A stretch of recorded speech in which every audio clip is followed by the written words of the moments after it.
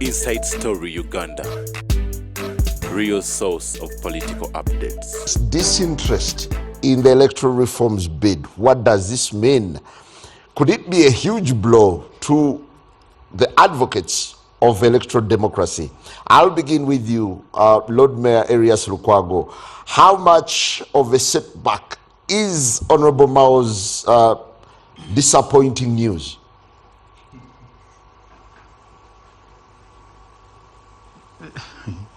Disappointing to who? In the first place, was there anything that Mao was promising to Ugandans? I think it was just hot air.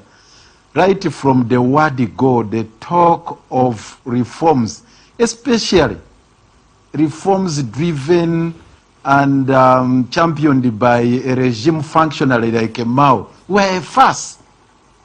So I don't know why people are excited about this, and then you're talking about disappointment, you are talking about dampening people's hopes and so on and so forth.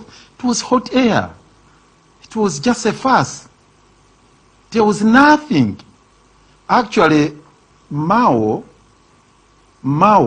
ought to have resigned from cabinet. The Dame 7 threw that egg in his face. You know, Mao treated Ugandans to a bluff when he said that the reason he had joined the Museveni regime was to champion that reform agenda, electoral reforms.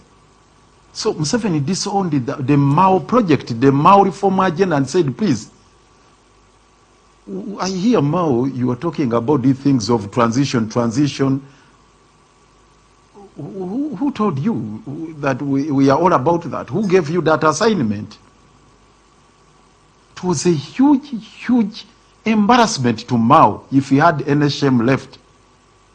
Because all through, Mao was projecting himself like he had been assigned that duty by General Museveni to facilitate a transition, a peaceful transfer of power from Mr. Museveni to a duly elected president. So that is exactly what Mao was propagating. But Museveni disowned it. And Mao, instead of swallowing his humble pie and tell Ugandans, I'm sorry, I lied to you, he just chickened out.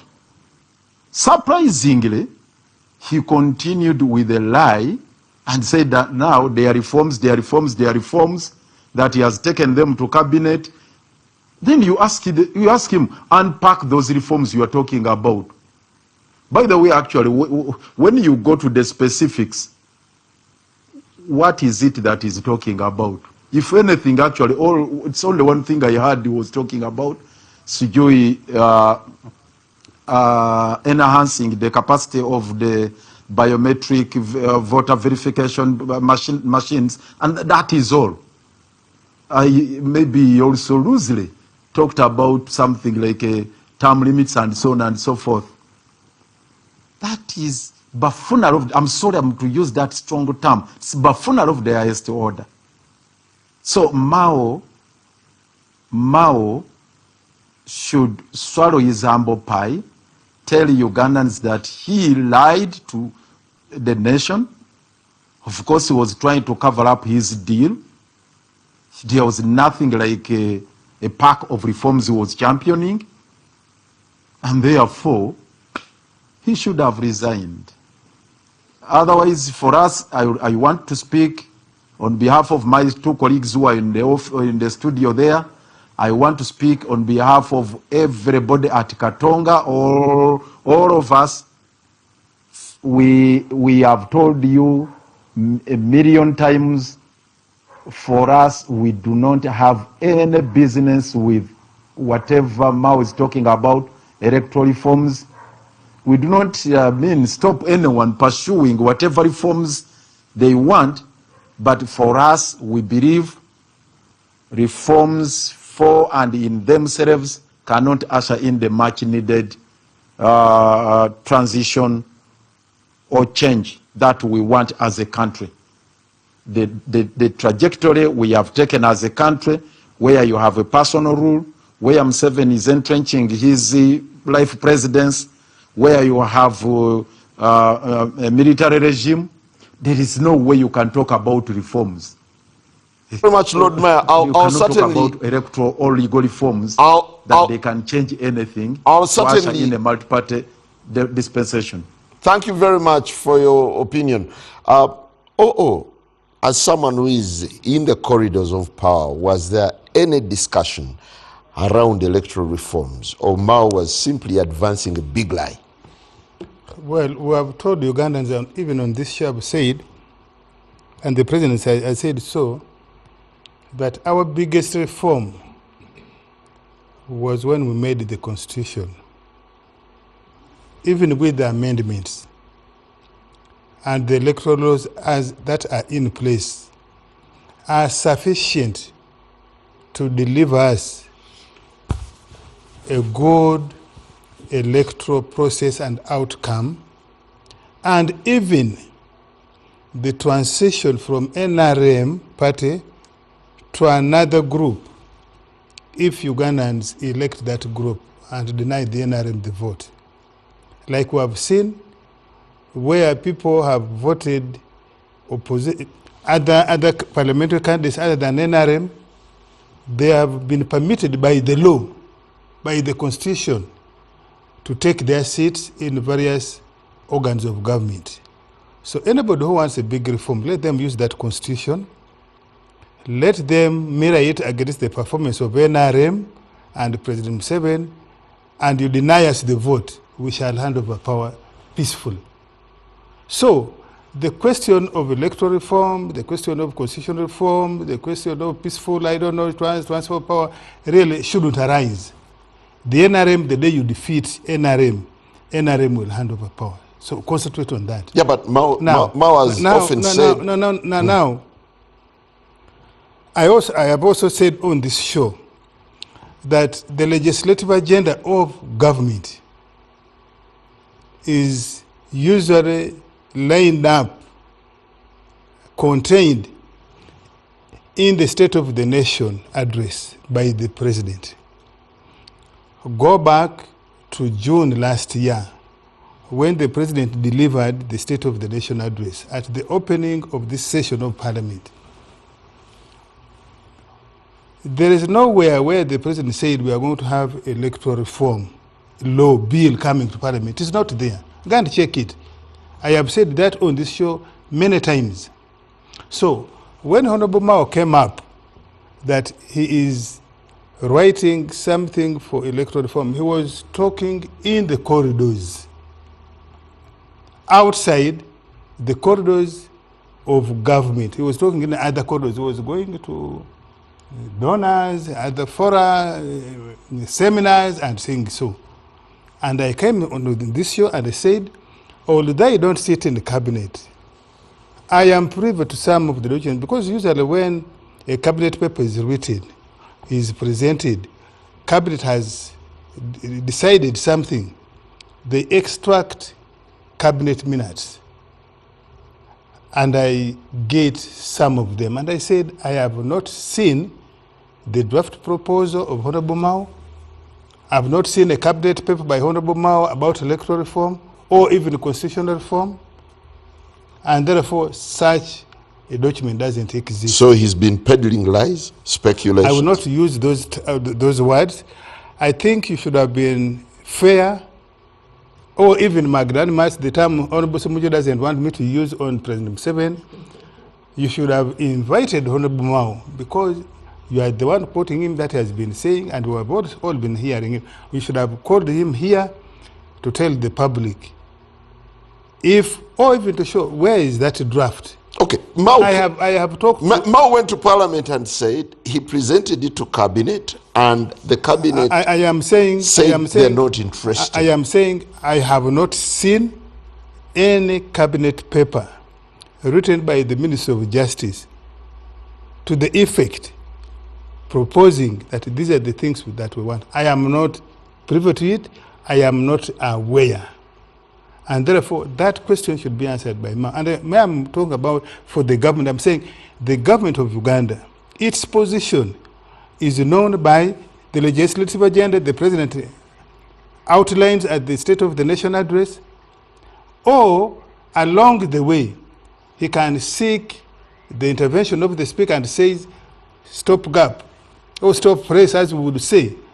The cabinet would want to bring the following. He can do that mid-session or parliament.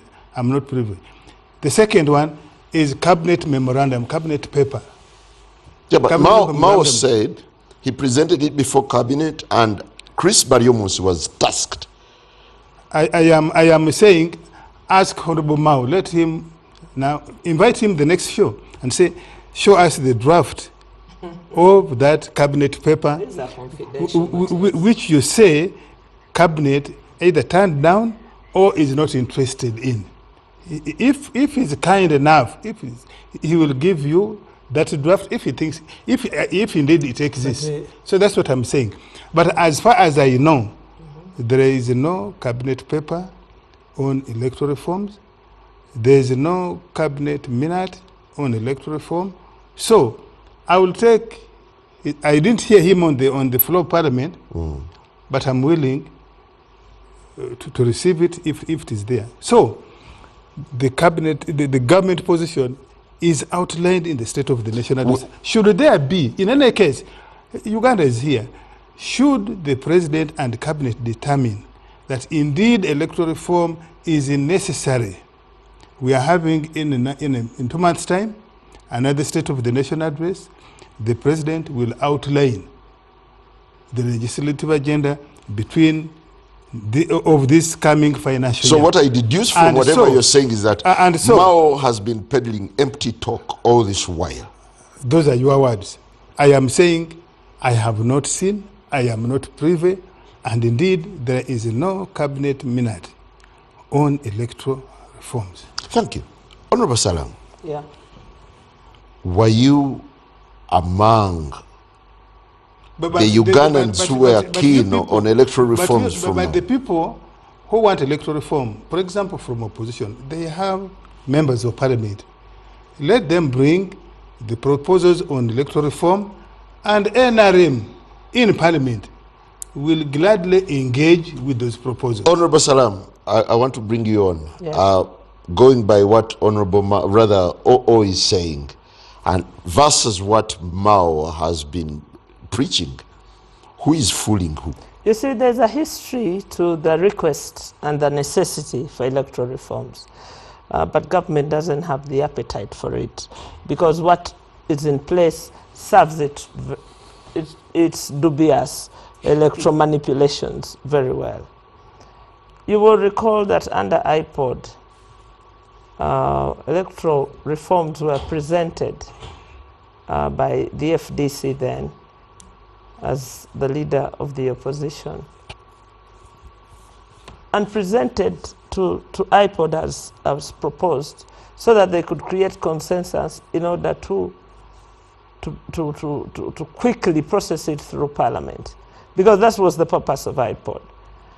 At that time, it was Honorable Migereko and Honorable Amama Mbabazi that were in charge, and they disowned the entire process and bastardized the whole process.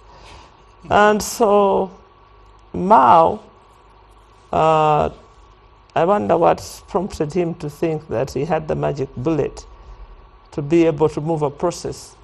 Did you ever have any hope in him? I did have some hope. I thought he was serious in the presentation, because you can't tell such a white lie when you don't own the government. So you fell for a lie? I didn't fall for it. I allowed him space to prove to me that actually his joining government meant to serve a bigger good than his personal good. So as it has come to pass, it was nothing. Shamefully nothing. Shamefully nothing. And you know, people should stop playing about with the aspirations of us who believe that it is no good going to the bush. But you should perhaps give it to him that he was able to face Parliament and speak the truth without delaying the country any further. Now you know the fate.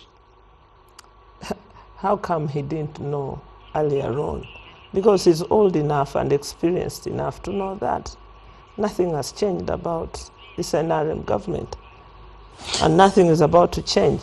And so we have lived on lie after lie after lie. You see, the way they stampede electoral reforms and constitutional amendments, the way they stampede, that they can even amend a constitution in one afternoon. If they have, because they use their numbers as a weapon against the people of Uganda. And so, Honorable Mao needed a life support mechanism, and that presentation gave him that until now. Honorable Samuju, how much benefit did you give to Honorable Mao in the first instance when he said he's coming in now as a disciple who's going to push for electoral reforms and the transition? I think if you allow me, before I discuss Mao,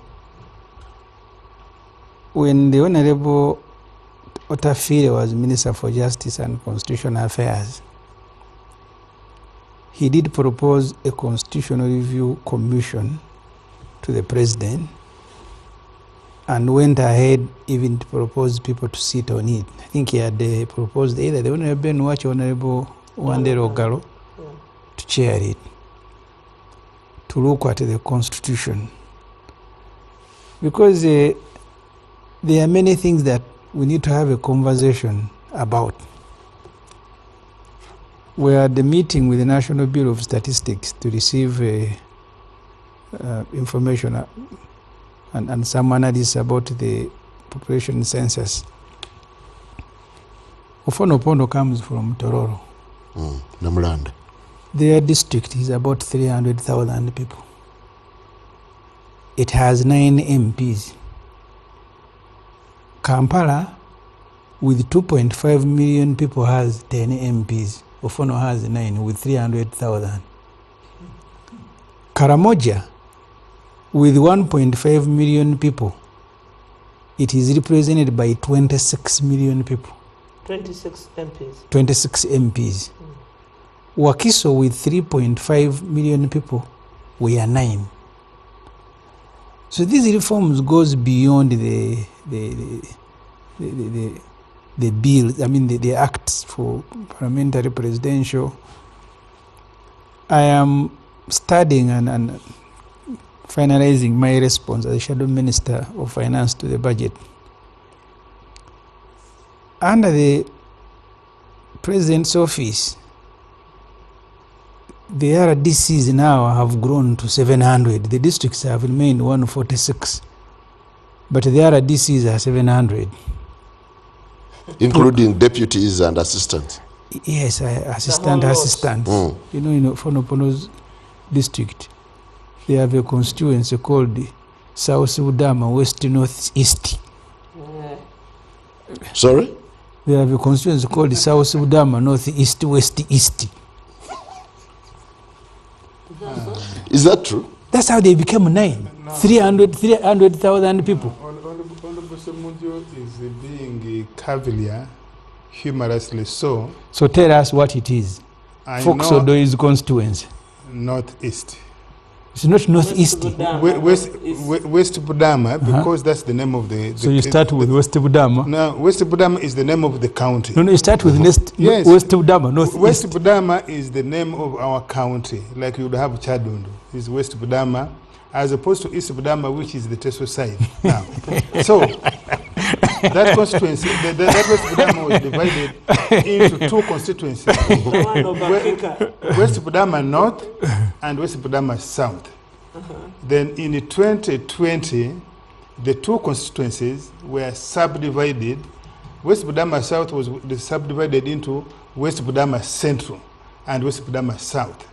West Budama North was subdivided into West Budama North and West Budama North. Is he saying something different from what I said? So there is West Budama Northeast. Yes. So Samuju is being simply. You start with West Budama Northeast. So the point I make, Simon, is that... I think that's hilarious. No, I am telling you, where Museveni has support, he will make villages, because they are choosing Obote of gerrymandering. But you've surpassed him. That you can have 300,000 people represented by 9 MPs, and you have 3.5 million people represented by the same number. You have Kampala, 2.5 million people, 10 MPs. Karamoja, 1.5 million people, 26 MPs. And then they will say NRM has numbers in parliament. And then you have the NRM candidate who deploys the state during campaigns. I have told you he grew the list of RDCs, the districts, because RDCs are a creature of the constitution. But he has found a way of now making them 700 with assistants, with deputy, and then mobilizers are on the list, on payroll of State House. So we need to have a conversation because of foreign opponents. When you defeat us, we'll hand over power. Yeah. But we don't go with you in a normal election. So that's exactly the conversation Mao has been heralding for a while. And I want now to come to Mao, because before I blame Mao, I want to blame the person who is responsible for all this. Us from West Pudama, Northeast. Yes, Southeast, North something. So I want to blame the person who is responsible, because before Mao, you had the Otafire, at one time Monori Mukasa. They even appointed a Constitutional Review Commission. Because I've given you an area of constituencies, you now have districts.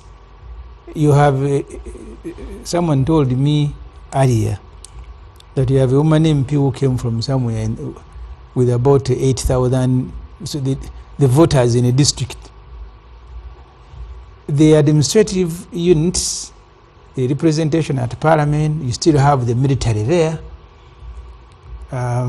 who vote with NRM. I remember the Honorable Kadaga had difficulties seating them.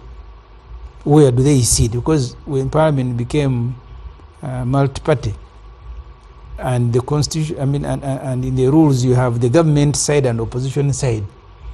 She was asking where will the military sit? But Honorable Semji, there was a precedent, the multi-party parliament of 1984 July. It was a multi-party parliament. It had UPC, it had DP, it had the UPM, that parliament of second Obote. And it had 10 members of the army, UNLA.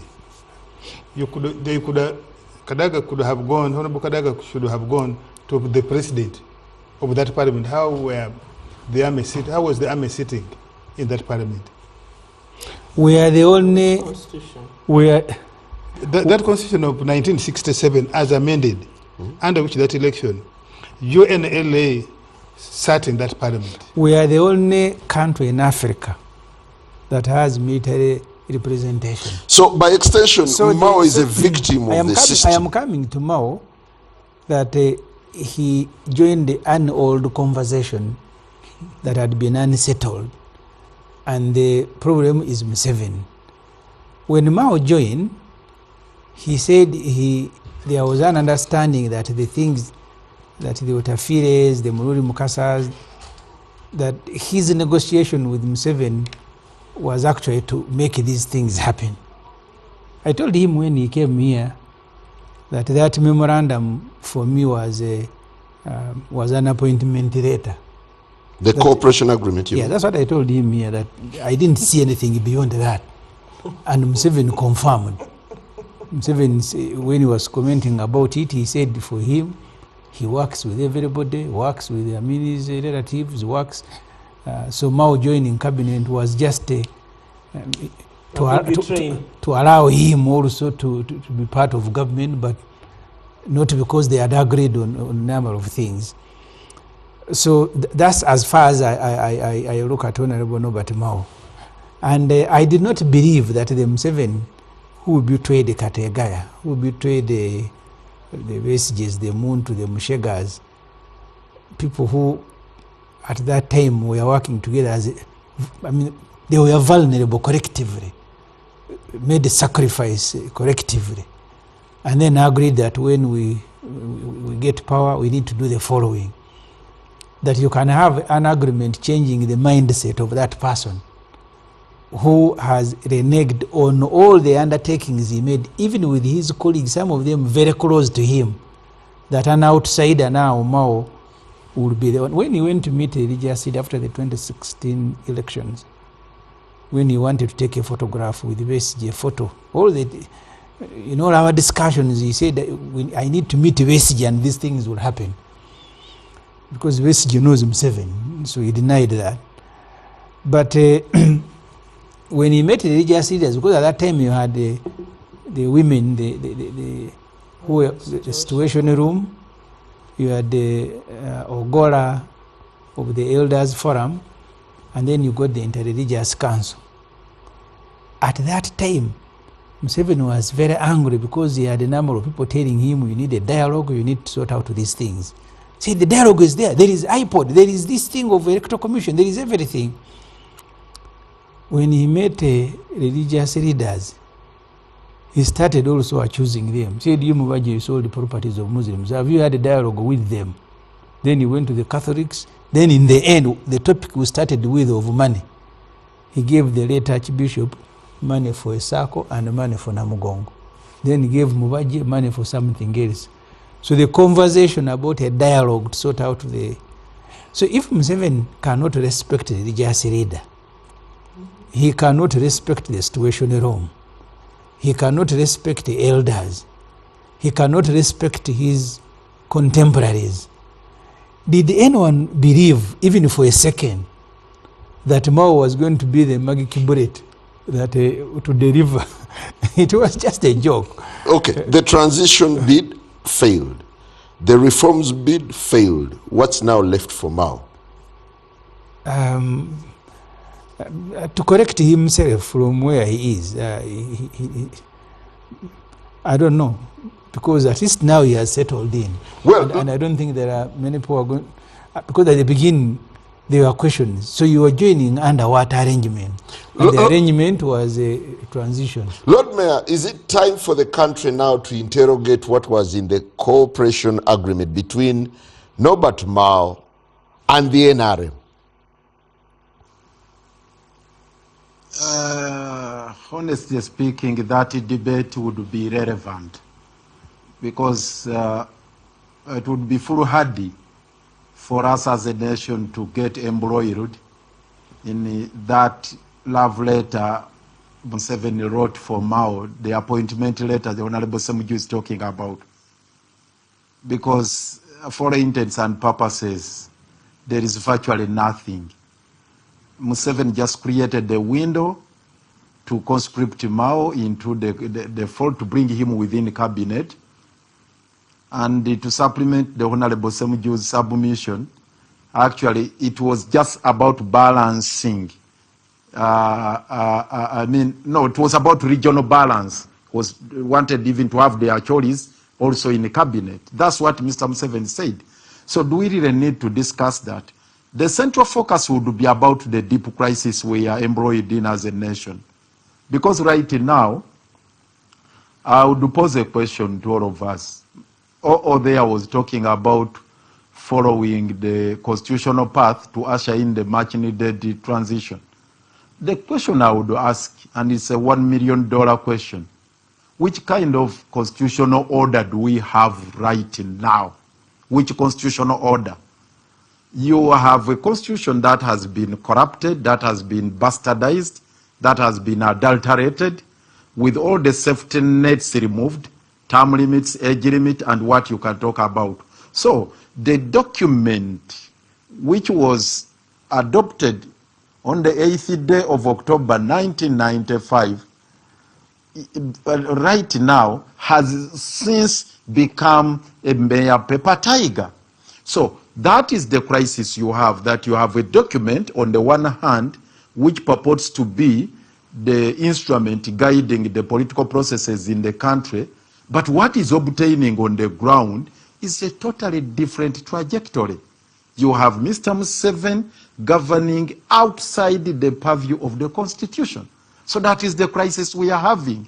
So getting the country back onto the rail, onto the constitutional path, that is the critical challenge we are having. So how do we deal with this issue? What kind of conversation can we have? Because Museveni has closed all the doors within the parameters of the constitution to have a transition, save for only one, that is Article 3 of the Constitution. It's the only one now available. So the conversation will be about how do we now get back our sovereign authority as a nation, using the mandate, and rather actually invoking the command made by the Constitution under the provisions of Article 3. How do we regain our sovereign authority as a country, as a nation, to be able to chart a way forward, to take charge of the destiny of our country? That is the conversation we must be having, not those mere pieces of paper which Mao signed with Mr. Yoweri Kaguta Museveni. That would be a useless debate, I'm sorry, with all due respect.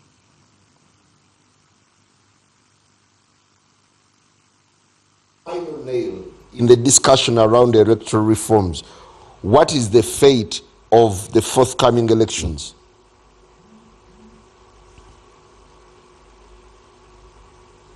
Hello?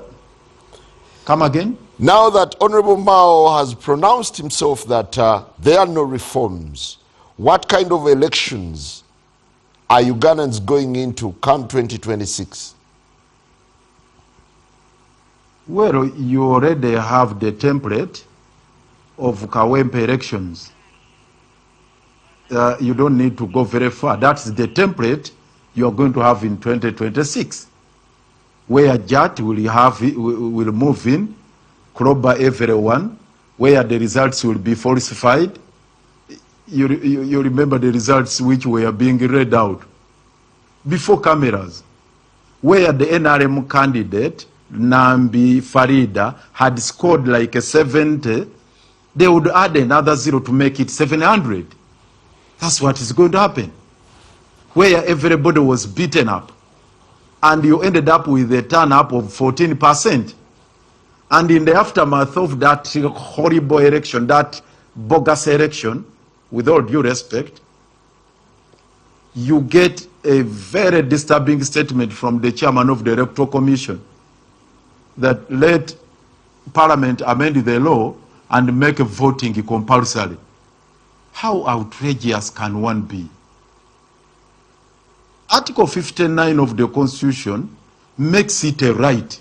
Indeed, if I'm to go to the polls to exercise my right to choose who should be my leader, it's my prerogative. It's my right. Now, how do you make it a command? I don't know how ridiculous this man sounded. I don't know whether I actually believed in it. Instead of interrogating the issues causing voter apathy, that public despondence, why people are now shunning elections, why they have become fast, why they have become, something which is useless, he's coming up with outrageous recommendations.